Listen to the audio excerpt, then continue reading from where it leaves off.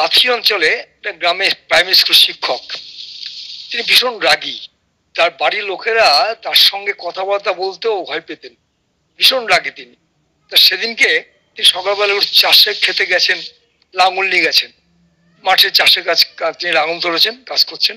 সরকারি লোকেরা এসে বাড়িতে ডিডি মানে মশা তাড়ানোর সেই পাউডার জলে ভিজে স্টিম গুলোর মতো ছড়িয়ে দেবে ঘরের মধ্যে।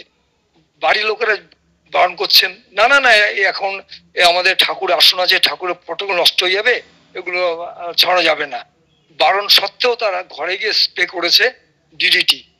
তার ফলে ঠাকুরের আসনের ছবিগুলো নষ্ট হয়ে গেছে, নোংরা হয়ে গেছে।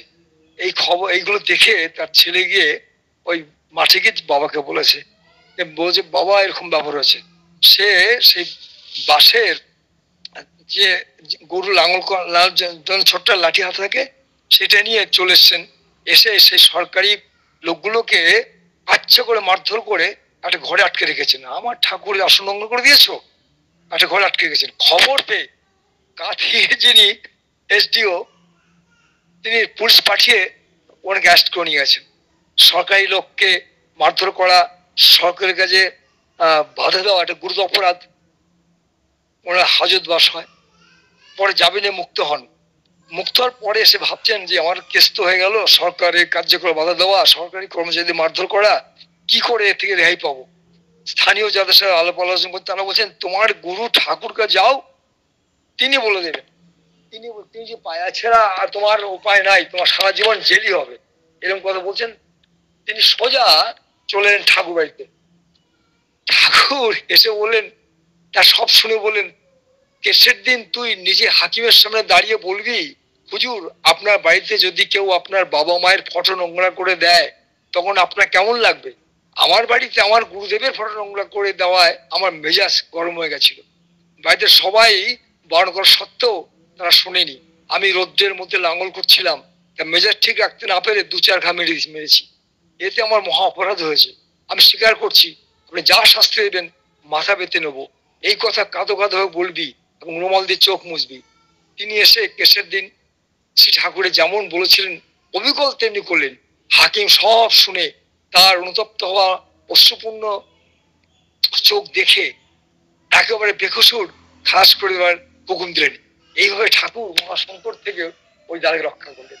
পরমদের অপার লীলা যে একজন সরকারি কর্মচারীর কাজে বাধা দেওয়া, তাদের মারধর করা পরও তার নামে কেস হয়ে যাওয়া, হাজতবাস হওয়া থেকে কিভাবে তাকে রক্ষা করলেন পরমদয়াল ঠাকুর চন্দ্র।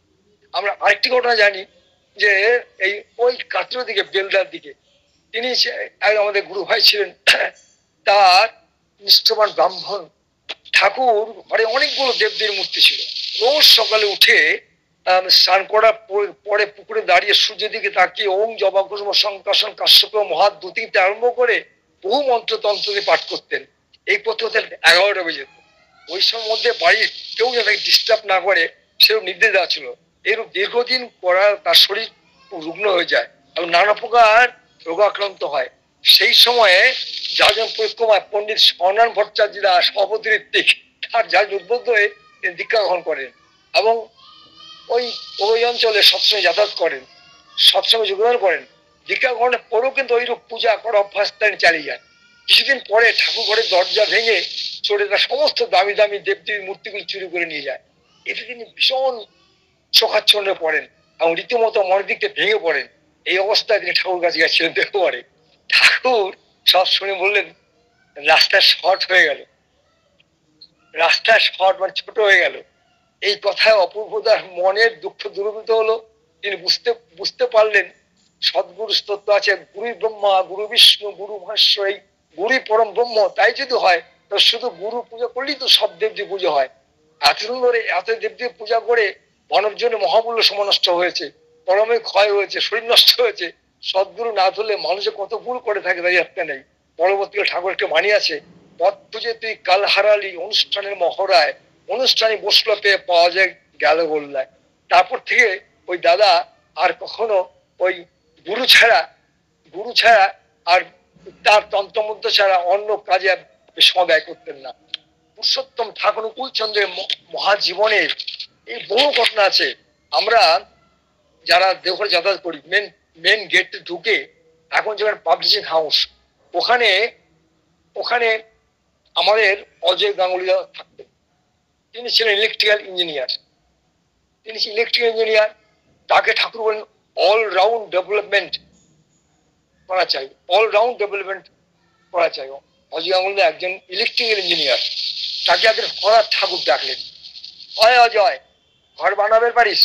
বললেন, এই অজয় ঘর বানাবে পারিস? তিনি বললেন, আমি তো ইলেকট্রিক ইঞ্জিনিয়ার ঠাকুর, ওই ঘর বানাতে সিভিল ইঞ্জিনিয়ার, আমি আমি কেমন করে বানাবো? ঠাকুর বলে বলে দিলেন, এমন করে এমন করে এইভাবে একটা ঘর বানাবি। অজয় দা তিনি ঠাকুরের কথার মানে মেনে ঘর বানানো শুরু করলেন। করতে করতে দেখা গেল সে তার নিজের মতো করে কিছু কিছু জায়গায় দেখালেন। ঠাকুর ঘরটা এলে বললেন, তুই কি করেছিস? আমি তো কেমন ঘর করলাম, আর তুই কি বানালি? ঘরটা ভাঙি ফেল। ঠাকুর বললেন, ঘরটা ভাঙে ফেল। সে এত টাকা খরচ করে ঘর বানানো, সে ঘর ভেঙে দেওয়া হলো। ঠাকুর, আমি যেমন যেমন করি তেমন তেমন করে করা লাগবে না, আমি যেমন যেমন করি তেমন করে ঘর বানানো করা লাগবে না।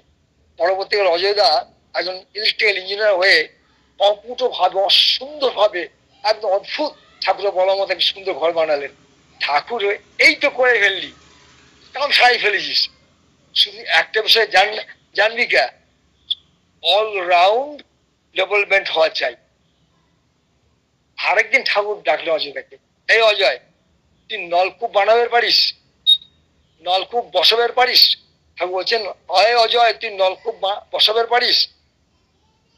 অজয় বলছেন, আজ্ঞে না, কাল থেকে দারুণ দিতে গিয়ে নলকূপ বসাবের চেষ্টা করিস, কল লাগবে না, প্রয়োজন মতো লোকজন নিয়ে যাবা এবং সবসময় নিয়ে যাবা।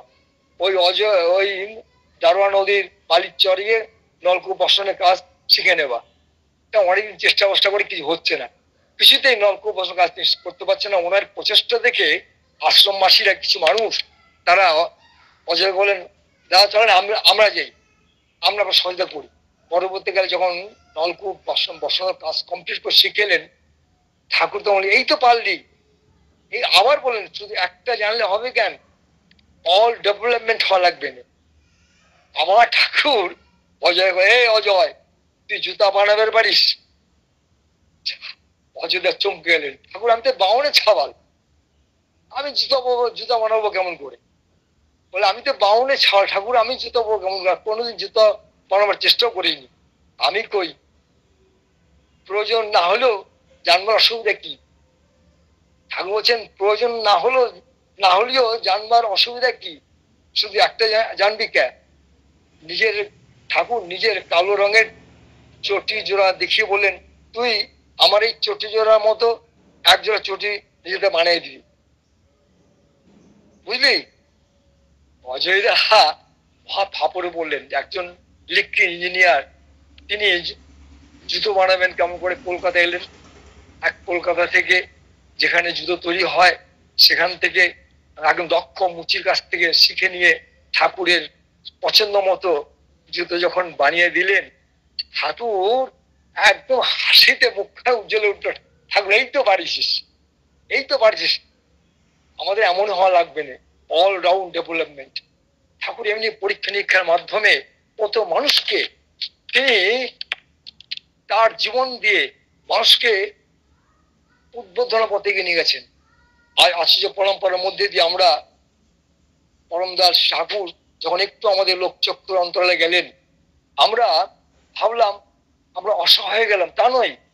একটা সমুদ্রে যখন জাহাজ চলে যায় তার পেছনে উত্তাল তরঙ্গ ঢেউ ওঠে, ঠিক তেমনি ঠাকুর একটু লোকচক্ষুর অন্তরে যখন গেলেন, পুজোবাস শ্রী বরদা সৎসঙ্গের কান্ডারি হলেন। তিনি সমস্ত ভারতবর্ষব্যাপী মঠ মন্দির কেন্দ্র বিহার করার কাজে তিনি কর্মীদেরকে ভীম কর্মী তৈরি করলেন। পরবর্তীকালে পুজোবাস শ্রী দাদা তিনি ঠাকুরের সেই মহান বাণী, মানুষ আপন টাকা পর্যন্ত পারিস মানুষ ধর, এই বাণীটিকে মুক্ত করলেন তার জীবন দিয়ে। বর্তমানে আচার্যদের তাকে দিয়ে তিনি ভারতবর্ষের বিভিন্ন প্রান্তে দীক্ষা পরিক্রমা পাঠালেন। 4.5 লক্ষের উপরে দীক্ষা হলো। ব্যাপক মানুষ শিখলেন যাজন কেমন করতে হয়। মানুষকে দৃষ্টিবর্তন করতে, আমরা জানতামই না যে প্রতি টার্মে 100 দীক্ষা দেওয়া যেতে পারে। তিনি প্রতি মাসে 100 দীক্ষা প্রবর্তন সৃষ্টি করলেন। তিনি দীক্ষা দিবস প্রতিষ্ঠা করলেন।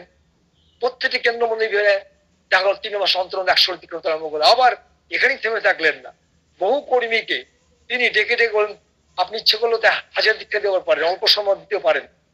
অনেক মানুষ অতি অল্প সময়ে হাজার হাজার দীক্ষা দেওয়া শুরু করলেন। পরবর্তীকালে তিনি যখন একটু লক্ষ্যক্রান্ত গেলেন, বর্তমান আচার্যদেব, এখন যিনি আমাদের বর্তমান আচার্যদেব, তিনি যখন পুজোবাসী দাদা অসুস্থ আছেন, দুর্গাপুর মিশন হসপিটালে ভর্তি আছেন, সেই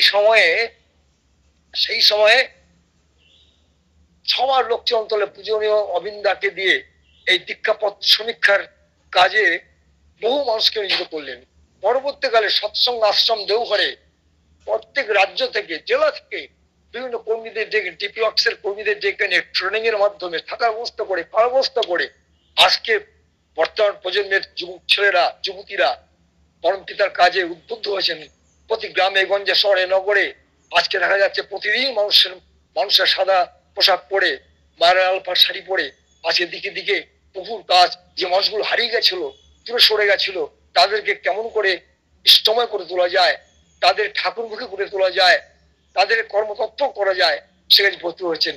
আমরা সৎসঙ্গী মায়েরা এই গ্রুপের এই প্রচেষ্টা আমরা যুক্ত হতে পেরে বহু পুরনো লোককে আমরা, বিশেষ করে আজকের সঞ্চালক তাপসদা আমার অত্যন্ত কাছের মানুষ, এবং এছাড়া বহু মানুষ যুক্ত হয়েছেন, যাদেরকে আমি লিঙ্ক পাঠিয়েছিলাম, তারা যুক্ত হয়েছেন। আমি সকলের শান্তি স্বস্তি কামনা করি।